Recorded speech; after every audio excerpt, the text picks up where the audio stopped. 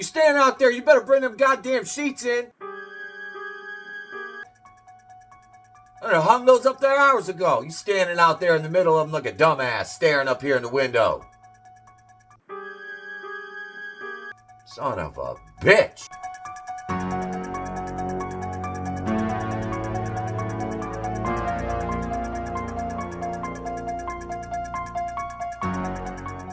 Welcome back to the channel, everyone. Etep right here with you. We are going to do some more Halloween news today. Halloween's original Michael Myers suffered extreme pain to only make $25 a day. Now, $25 a day, let's think about that. Reach into your pocket and pull out 50 cents. Not a lot of money, especially when we talk about, in the article, some of the things that Nick Castle went through. And I'm sure not all of them were reported in this article, but I mean, if that's something you guys want me to take a deep dive into and look at kind of what each Michael Myers went through, leave your thoughts in the comments below. Welcome to the new subscribers. Thank you, everybody, for checking out the video yesterday. Big shout out to my editor, Goodstuff, for that one. Let's talk about this article from Slash Film. We got two articles to look at today, so here we go. John Carpenter's 1978 film Halloween. The masked killer Michael Myers was played by multiple actors. For the bulk of the scenes, Michael, called The Shape, was played by Nick Castle, a film school friend of John Carpenter's and director in his own right. Castle also directed The Last Starfighter, which is a great movie in its own right, and The Boy Who Could Fly. As a small boy, Michael Myers was played in one scene by an actor named Will Sandin in his first and last on-screen role. In POV shots, the hands of young Michael were provided by co-writer and producer Deborah Hill. From our video yesterday, we knew she was not a fan of Dick Warlock's movements, which doesn't make any sense for Halloween 2, while the unmasked Michael, who appears only briefly at the very end of the movie, was played by Tony Moran. That's one thing I always had a problem with in these movies, was unmasking the killer. I understand what you were trying to do, but it just doesn't work with killers like this, your slashers. Like Jason Voorhees, they had a thing at a certain point. He had to lose his mask at the end of, every movie. And it's like, why? Why? Especially in part 8 where he screams in the sewer. Anyway. Castle had the lion's share of the screen time, however, and is generally thought of as the official Michael Myers by Halloween fans the world over. Castle would reprise his role for the David Gordon Green trilogy of Halloween movies made between 2018 and 2022.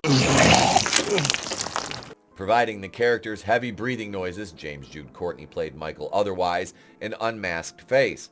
Other actors and stuntmen played Michael in the film's many sequels, including Dick Warlock in the aforementioned Halloween 2, George P. Wilbur in Halloween 4, The Return of Michael Myers, and Halloween, The Curse of Michael Myers, Don Shanks in Halloween 5, The Revenge of Michael Myers, Chris Durand in Halloween H2O 20 years later, Brad Lorre in Halloween Resurrection, and Tyler Mane in the Rob Zombie abortions that we shall not mention.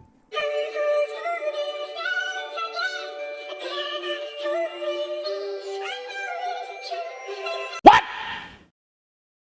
What the fuck?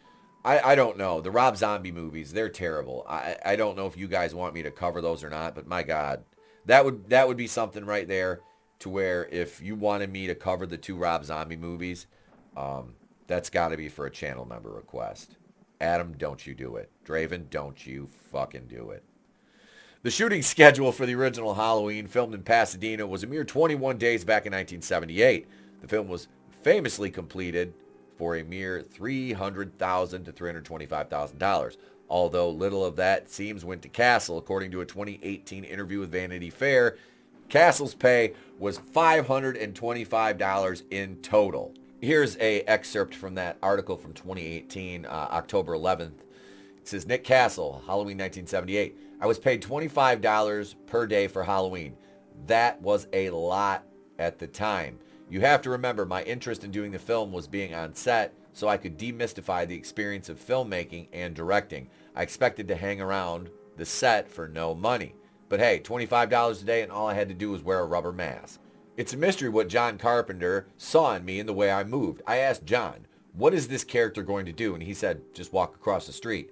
I knew Michael's movements weren't going to be robotic. He was a real guy. He's not rushing. Come on. Come on.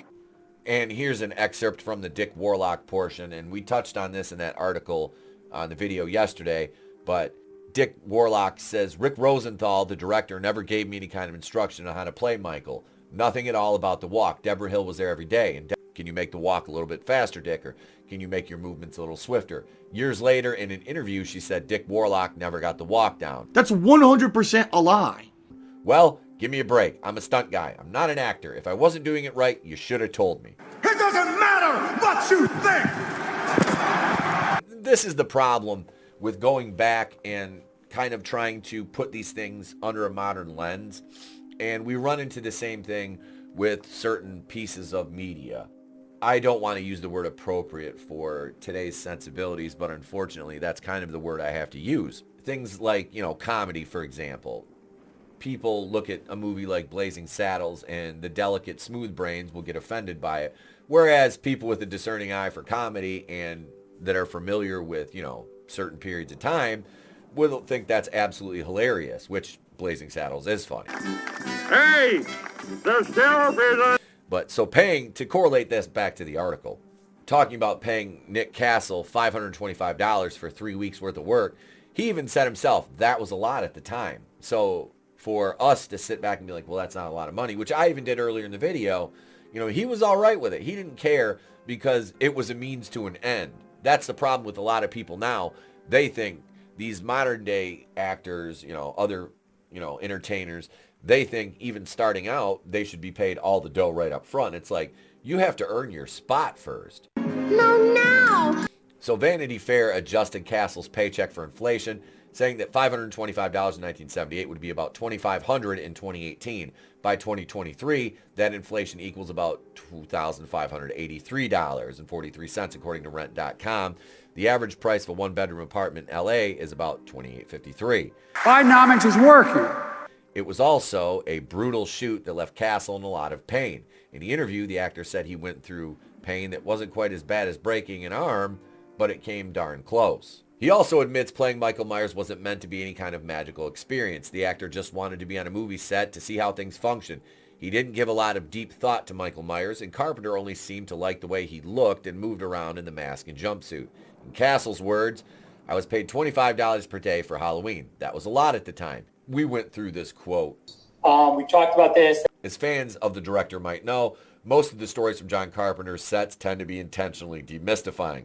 Carpenter was a workman first and an artist second, rarely speaking about his movies in highfalutin terms. And I like that about John Carpenter. He's kind of like that everyman filmmaker, which it is a great contrast to people like Darren Aronofsky, who, they make things intentionally to be auteurs. And not every movie has to be like that. And that's what I think a lot of people appreciate about the work of John Carpenter. Start the water cannons. Open wide. But yes, sometimes the shoot was terribly unpleasant. Near the beginning of Halloween, Michael escapes from a mental hospital by leaping on the roof of a car and accosting the driver through the window from the roof. The scene takes place at night, and Carpenter wanted to be there in the rain. This left Castle in a hospital gown, standing on the other end of a series of hoses, he recalls. And this is a great scene. Really sets the mood and the atmosphere because Marion and Loomis come pulling up to, the asylum. And all these, patients are just wandering around outside like grazing cattle, but it's the middle of the night and it's raining. The most difficult scene is easy for me to remember. It was the scene shot in the middle of the night where Michael jumps on the car as he's escaping the mental hospital. It wasn't freezing, but it was in the mid-40s. I was in a hospital gown and underpants. I don't think John let me know what he had in store for me. He turns to the crew and says something like, okay, start the water cannons.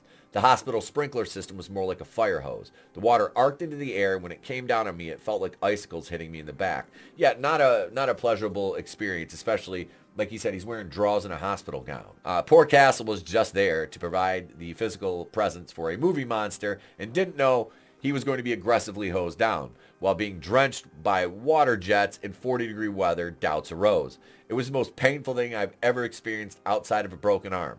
The one scene I really remember thinking, maybe I should have gotten more than $25. Halloween became so popular that at one point Castle worried he wouldn't be remembered for anything else beyond playing the Shape. However, he eventually went on to learn to loosen up. It's not every day, he said, you can look across your desk and see a plastic figurine of yourself. See, and that's what I love about hearing stuff like this from the original actors that worked on these movies, 40 years ago. This is absolutely 40 plus years ago now. But yeah, this stuff is awesome. $25 a day, though, to play Michael Myers. Wow, it just doesn't seem like a lot of money. But let's go to the next article and see what we got to cover now. Halloween's original movie poster has a creepy hidden detail, and it happened by accident. The poster design of John Carpenter's 78 slasher Halloween is scary, subtle, and quite brilliant. The poster was painted by artist Bob Gleason, who once said in an interview with Fangoria magazine he came up with the design while working for the Santa Monica-based graphic firm B.D. Fox & Friends. Gleason noticed that the grooves that circumvent a pumpkin could be shadowed in a jagged knife-like shape, and that he could use that image in conjunction with an actual knife. The poster features the hand of Michael Myers holding a large curved kitchen knife and melting into a repeated pattern that forms the face of the jackal. Gleason's managers weren't too fond of his idea, feeling that Michael Myers' white-faced mask should be placed front and center and not the knife. A few days later, Gleason's managers came around and let him do the poster he wanted. It took him 3 or 4 days. Gleason would return 44 years later to paint the poster for David Gordon Green's 2022 Halloween Ends.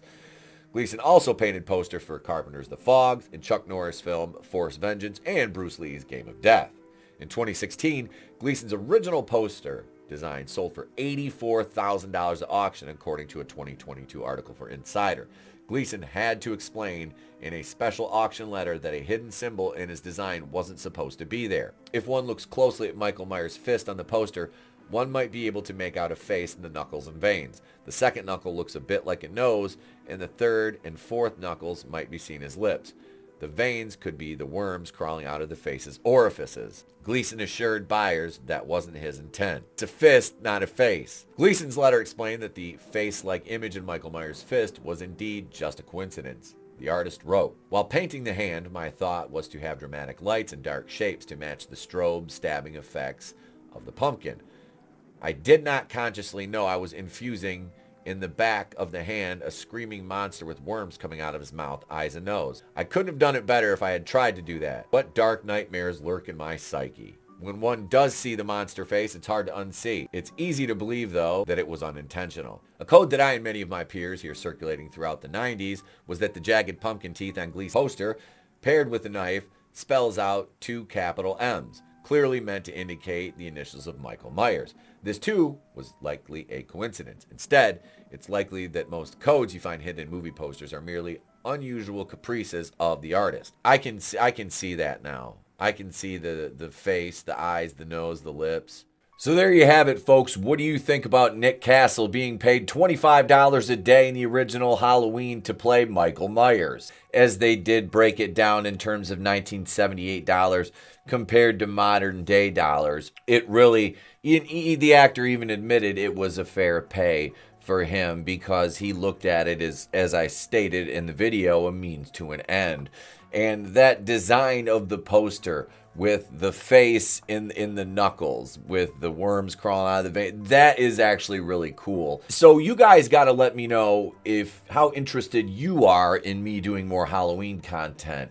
I'm going to start covering some movies that are away from the mainstream as far as horror content as we move out of Halloween season, but that is another week or so away, folks. We still have much more. As I said, I'm going to review Halloween 1, 2, and 4 with Tony coming up probably this week. That'll be up and available for you guys. I'm going to give it to channel members a day early, a full 24 hours for channel members to view that before it goes public. So there you have it, folks. A little incentive if you feel like joining. $2.99, $4.99 a month, and we've got much more coming down the line, ladies and gentlemen. So with that being said, now it's your turn. Sound off in the comments below. Let me know what you think of the topics we covered today. Subscribe if you're so inclined. Ding the bell for notifications. We picked up a bunch of new subscribers in the last couple days, which is good to see because YouTube has not been kind to us. But if this is the kind of content that you're looking for, look no further, folks. And like I said, we're always looking for suggestions on horror to talk about that interests you, folks. I'm Etep, and from the Place to Be Reviews, I've been here with all you. If I don't see you, have a great day, a pleasant tomorrow, and I will catch you on the next one.